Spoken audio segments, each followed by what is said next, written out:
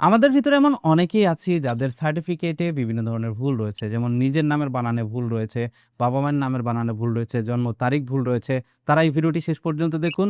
A to Z জানতে পারবেন কিভাবে আপনি আপনার সার্টিফিকেট সংশোধন করবেন। মূল ভিডিওতে যাওয়ার আগে রিকোয়েস্ট করব ভিডিওটিতে লাইক দিয়ে ভিডিওর পরবর্তী অংশটুকু কন্টিনিউ করবেন। ওকে। শুরুতে আপনাকে যেটা করতে হবে, যদি আপনি সার্টিফিকেট সংশোধন করতে চান তাহলে আপনাকে আবেদন করতে হবে। আর এই আবেদনটা অনলাইনে করতে হবে, তবে আপনাকে প্রতিষ্ঠানে যেতে হবে। আপনি আপনার স্কুল অথবা কলেজে গিয়ে আপনাকে আবেদন করতে হবে। স্কুল অথবা কলেজে গিয়ে অফিস কর্তৃপক্ষের কাছে গিয়ে বলবেন, আমার সার্টিফিকেটে এরকম ভুল আছে, আমার সার্টিফিকেটের ভুল সংশোধন করার জন্য আবেদন করে দিন। স্কুল কর্তৃপক্ষ আপনার কাছ থেকে আপনার যে ডকুমেন্টগুলো আছে সেই ডকুমেন্টগুলো নিবে। যেমন আপনার যদি জাতীয় পরিচয়পত্র থাকে, জাতীয় পরিচয়পত্র, আপনার স্কুল সার্টিফিকেট, আপনার বর্তমান যে জন্ম সনদ রয়েছে সেই জন্ম সনদ, এই সকল ডকুমেন্টগুলো, আপনার বাবা-মায়ের জাতীয় পরিচয়পত্র, এগুলো প্রযোজ্য ক্ষেত্রে যদি লাগে তারা আপনার কাছ থেকে চেয়ে নিবে। সেগুলোকে স্ক্যান করে অনলাইনের মাধ্যমে তারা আপনাকে আবেদন করে দিবে এবং এইটা শুধুমাত্র কিন্তু প্রতিষ্ঠানই করতে পারবে। কোনো ব্যক্তি কিন্তু এটা করতে পারবে না, বা কোনো দোকানে গিয়েও আপনি কিন্তু করতে পারবেন না। স্কুল থেকে যখন আপনি নেম এবং এজ কারেকশনের জন্য আবেদন করবেন তখন আপনার কাছ থেকে ফি নেওয়া হবে ১,০০০ টাকা। সেই সাথে অনলাইনের মাধ্যমে যেহেতু পেমেন্ট করতে হবে সেহেতু একটা বিকাশ চার্জ রয়েছে, সেই বিকাশ চার্জটা আপনার কাছ থেকে নিবে। নিয়ে অনলাইনের মাধ্যমে পেমেন্ট করে আপনাকে আবেদন করে দিবে। আবেদন করার সাথে সাথে দেখতে পারবেন আপনার মোবাইল নাম্বারে একটা মেসেজ চলে আসবে, যেখানে আপনি দেখতে পারবেন রয়েছে একটা অ্যাপ্লিকেশন আইডি এবং রয়েছে পাসওয়ার্ড। যখনই আপনি এসএমএস এর মাধ্যমে এই অ্যাপ্লিকেশন আইডি এবং পাসওয়ার্ডটা পেয়ে যাবেন তখনই বুঝে যাবেন আপনার অ্যাপ্লিকেশন সাবমিট হয়ে গেছে। এবার আপনি চাইলে এই অ্যাপ্লিকেশন আইডি ব্যবহার করে বোর্ডের ওয়েবসাইটে গিয়ে লগইন করে কিন্তু আপনি স্ট্যাটাস দেখতে পারবেন। আবেদন সাবমিট করার পর এবার আপনাকে অপেক্ষা করতে হবে নেক্সট এসএমএস এর জন্য। যখন আপনার সার্টিফিকেটটি সংশোধন হয়ে যাবে তখন আপনি দেখতে পারবেন আপনার কাছে আরেকটা মেসেজ চলে আসবে, যেখানে লেখা থাকবে your name and age correction application ID এত, পাসওয়ার্ড এত has been completed, please download order apply for document from last update menu. এবার কথা হলো, যখনই আপনার কাগজপত্রগুলো অ্যাপ্রুভ হয়ে যাবে এবং আপনার ডকুমেন্টগুলো সংশোধন হয়ে যাবে তখনই কিন্তু আপনাকে এই মেসেজটা দেওয়া হবে। যেদিন আপনি এই মেসেজটা পাবেন সেদিনই আপনি সাথে সাথে অনলাইনে আপনি আপনার রেজাল্ট দেখবেন। রেজাল্ট দেখলে আপনি যদি দেখেন সেখানে সংশোধন হয়েছে তাহলে আপনি ডকুমেন্ট উত্তোলনের জন্য আবেদন করবেন। এখন অনেকেই বলবেন আমার এসএমএস চলে আসছে কিন্তু তারপরেও আমি অনলাইনে দেখতেছি সংশোধন হয়নি। এই ক্ষেত্রে আপনি ৪ থেকে ৫ কর্মদিবস একটু অপেক্ষা করবেন। তার কারণ অনলাইনে আপডেট হতে কিছুটা সময় লাগে। যেদিন আপনি দেখতে পারবেন, আপনি অনলাইনের ভিতরেই দেখতে পাচ্ছেন যে আপনার নাম সংশোধন হয়ে গেছে, রেজাল্ট যখন দেখতে পারতেছেন যে আপনার বয়স বা নাম যেটা আপনি সংশোধনের জন্য আবেদন করেছেন সেটা সংশোধন হয়ে গেছে, সেদিনই আপনি চাইলে কিন্তু ডকুমেন্ট উত্তোলনের জন্য আবেদন করতে পারবেন। ডকুমেন্ট উত্তোলনের জন্য কিভাবে আবেদন করবেন সেটা চলুন দেখে নেই। ওকে, তো এর পরবর্তী প্রসেস হলো আপনি যে কোনো একটি ব্রাউজার ওপেন করবেন। ব্রাউজার ওপেন করে ইউআরএল বারে টাইপ করবেন ঢাকা এডুকেশন বোর্ড লিখে। তাহলেই দেখতে পারবেন ঢাকা এডুকেশন বোর্ডের যে ওয়েবসাইটটা সেটা চলে আসবে আপনার সামনে। আপনি ওয়েবসাইটে প্রবেশ করবেন। ওয়েবসাইটে প্রবেশ করলে আপনি দেখতে পারবেন বাম পাশে এখানে একটা অপশন আছে অনলাইন অ্যাপ্লিকেশন নামের, আপনি এই অপশনটিতে ক্লিক করবেন। এখানে ক্লিক করলে দেখতে পারবেন আপনার সামনে এরকম ইন্টারফেস চলে আসবে।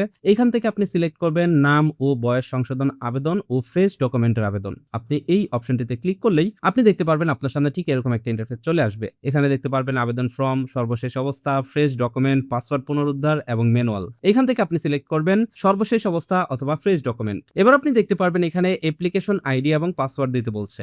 এই জায়গাটিতে আপনার এসএমএস এ আসা অ্যাপ্লিকেশন আইডি এবং পাসওয়ার্ড দিয়ে ফাইন্ড এই লেখাটিতে ক্লিক করবেন। ফাইন্ড লেখাতে ক্লিক করলে আপনি দেখতে পারবেন আপনার সামনে ঠিক এরকম একটা ইন্টারফেস চলে আসবে, যেখানে আপনি আপনার প্রিন্ট অর্ডারটা দেখতে পারবেন এবং নিচের দিকে খেয়াল করলে দেখতে পারবেন প্রক্রিয়াধীনের পাশে এবার প্রিন্ট অর্ডার লেখা আসছে। এখানে প্রিন্ট অর্ডার লেখা আসলেই আপনি কিন্তু বুঝতে পারবেন এবং আপনার কাছে কিন্তু মেসেজ চলে আসবে যে আপনার সার্টিফিকেটটি সংশোধন হয়ে গেছে। যেদিন আপনি মেসেজটা পাবেন সেদিন আপনি একবার রেজাল্ট চেক করে দেখবেন যে আপনার সংশোধনটি অনলাইনে এসছে কিনা। যদি না আসে আপনি ৩ থেকে ৫ দিন সময় অপেক্ষা করবেন, দেখতে পারবেন এর ভিতরে আপনি অনলাইনে রেজাল্ট দেখলেই আপনার যেই তথ্যটি আবেদনের জন্য আবেদন করেছেন সেটা সংশোধন হয়ে অনলাইনেই শো করছে। এরপর আপনি যেটা করবেন এখান থেকে অ্যাপ্লাই ফর ডকুমেন্ট নামের যে অপশন আছে এই অপশনটিতে ক্লিক করে আপনার ডকুমেন্ট উত্তোলনের জন্য আবেদন করবেন। অ্যাপ্লাই ফর ডকুমেন্টে ক্লিক করলে দেখতে পারবেন আবেদনের বিষয় চলে আসছে। এখান থেকে এই ড্রপ ডাউন মেনুতে ক্লিক করলে দেখতে পারবেন এখানে ডকুমেন্টের নাম চলে আসছে। এবার এখান থেকে আপনি কোন কোন ডকুমেন্ট উত্তোলন করবেন সেটা সিলেক্ট করবেন। যেহেতু আমি সকল ডকুমেন্ট উত্তোলন করব তাই আমি একটা একটা করে দেখাচ্ছি আপনাদেরকে। তো এখান থেকে শুরুতে আমি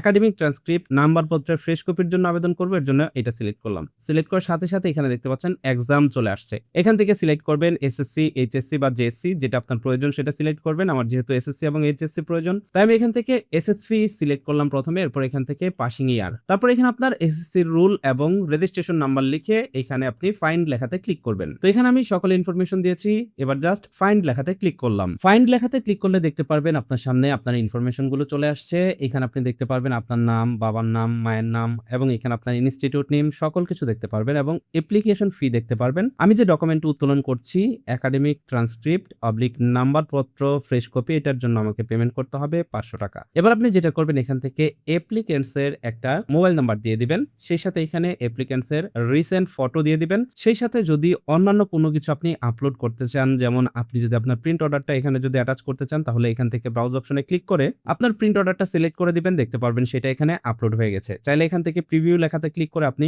দেখে নিতে পারবেন ঠিকমতো আপলোড হয়েছে কিনা। ছবি আপলোড করে অ্যাপ্লিকেন্টস এর নাম্বার দিয়ে এইখান থেকে জাস্ট এই যে টিক বক্সটা রয়েছে এটাতে টিক বক্স দিয়ে আপনি সাবমিট লেখাতে ক্লিক করবেন। সাবমিটে ক্লিক করলে দেখতে পারবেন আপনার সামনে এরকম সোনালী স্লিপটা চলে আসবে। এবার আপনি এখান থেকে প্রিন্ট লেখাতে ক্লিক করে এই স্লিপটাকে ডাউনলোড করে রাখবেন। সেই সাথে এখানে দেখতে পাচ্ছেন সোনালী স্লিপ নামের অপশন আছে, এই অপশনটিতে ক্লিক করে আপনি সরাসরি অনলাইনের মাধ্যমে পেমেন্ট করতে পারবেন। চাইলে কিন্তু আপনি এই যে স্লিপটা রয়েছে এটা ব্যবহার করে 7 দিনের ভিতরে আপনি কিন্তু সোনালী ব্যাংকের মাধ্যমে ম্যানুয়ালিও টাকাটা জমা দিতে পারবেন। তো আমরা অনলাইনের মাধ্যমে জমা দিব, তাই এখান থেকে এই সোনালী ব্যাংকের গেটওয়ে ব্যবহার করছি। এখানে আপনি চাইলে সোনালী সেবার মাধ্যমে পেমেন্ট করতে পারবেন, কার্ডের মাধ্যমে পেমেন্ট করতে পারবেন, মোবাইল ব্যাংকিং এর মাধ্যমে পেমেন্ট করতে পারবেন। আমি ব্যবহার করছি মোবাইল ব্যাংকিং বিকাশ, এর জন্য এখান থেকে বিকাশ সিলেক্ট করলাম। দেখতে পাচ্ছেন এখানে প্রসেসিং ফি 5 টাকা যুক্ত হয়েছে, সর্বমোট অ্যামাউন্ট আমার 505 টাকা লাগবে। এর জন্য এখান থেকে কনফার্ম লেখাতে ক্লিক করলে দেখতে পারবেন বিকাশ গেটওয়ে ওপেন হয়ে যাবে। এবার 505 টাকা এভেলেবেল ব্যালেন্স রয়েছে আপনার যে বিকাশ নাম্বারে, সেই নাম্বারটি দিয়ে কনফার্ম লেখাতে ক্লিক করবেন। কনফার্ম লেখাতে ক্লিক করলে দেখতে পারবেন আপনার ফোনে একটা ওটিপি কোড চলে আসবে বিকাশের, সেই ওটিপি কোডটি এখানে দিয়ে দিবেন। ওটিপি কোড দিয়ে কনফার্ম লেখাতে ক্লিক করবেন এবং এখানে বিকাশের পিন নাম্বারটা দিয়ে কনফার্ম লেখাতে ক্লিক করে দিবেন। দেখতে পারবেন এরকম ভেরিফিকেশন সাকসেসফুলি লেখা চলে আসবে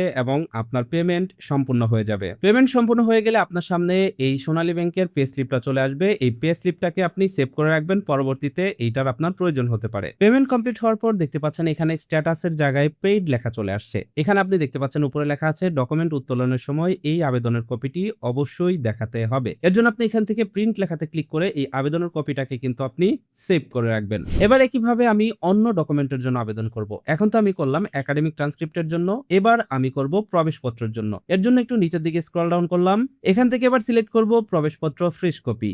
সিলেক্ট করার সাথে সাথে দেখতে পাচ্ছেন এখানে কিন্তু এক্সামের অপশন চলে আসছে। এখান থেকে আবারও এসএসসি সিলেক্ট করলাম, এখান থেকে আবারও পাসিং ইয়ারটা সিলেক্ট করে দিবেন। এখানে রোল নাম্বার, রেজিস্ট্রেশন নাম্বার দিয়ে সেম একইভাবে ফাইন্ড লেখাতে ক্লিক করবেন। তো এবার দেখতে পাচ্ছেন ফাইন্ড লেখাতে ক্লিক করার পর নাম চলে আসছে, আগের মতো আপনার সকল ইনফরমেশন চলে আসছে। এবার আপনি দেখতে পারবেন এই ডকুমেন্ট উত্তোলনের জন্য ফি দিতে হবে 500 টাকা এবং নিচে দেখতে পাচ্ছেন অ্যাপ্লিক্যান্ট রিসেন্ট ফটো। এখান থেকে আমি চুজ ফাইলে ক্লিক করে অ্যাপ্লিক্যান্টস এর রিসেন্ট ফটোটা এখানে আপলোড করে দিলাম। এবার এখানে অ্যাপ্লিক্যান্টস এর নাম্বার দিবেন। এবার দেখুন এইখানে কিন্তু অ্যাটাচমেন্টের জায়গায় আবশ্যক লেখা রয়েছে, তার মানে এখানে রেজিস্ট্রেশন কার্ডটা মাস্ট বি আপনাকে আপলোড করতেই হবে। আর এগুলো প্রযোজ্য ক্ষেত্রে, যদি প্রযোজ্য ক্ষেত্র থাকে তাহলে আপনি এগুলো অ্যাটাচ করবেন, না থাকলে করার প্রয়োজন নেই। তো এখানে আপনি এবার আপনার এই রেজিস্ট্রেশন কার্ডটি এখানে অ্যাটাচমেন্ট করে দিবেন। এরকম ভাবে এখানে এক একটা ডকুমেন্ট উত্তোলনের সময় কিন্তু এই যে নিচের অ্যাটাচমেন্ট রয়েছে এগুলো কিন্তু পরিবর্তন হতে পারে। অবশ্যই এগুলো খেয়াল করে নেবেন, এখানে কি কি ডকুমেন্ট চেয়েছে সেগুলোকে ভালোভাবে স্ক্যান করে আপনি এখানে আপলোড করে দিবেন। তো এখানে আমি রেজিস্ট্রেশন কার্ড অ্যাটাচ করেছি, প্রবেশপত্র অ্যাটাচ করেছি এবং অন্যান্য প্রযোজ্য ক্ষেত্রে এই জায়গাটিতে